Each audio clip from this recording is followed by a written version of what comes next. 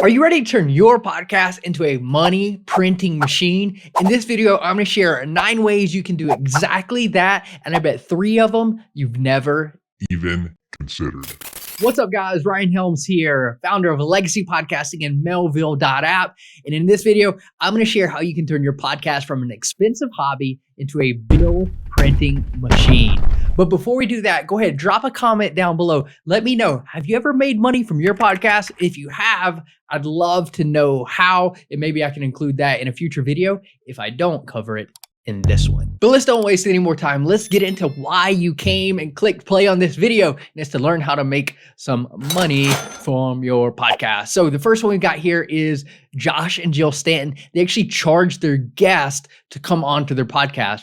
Have you ever thought about charging your guest? Before I actually heard this from Josh and another one that I'll share in a second, I was like, mind blown.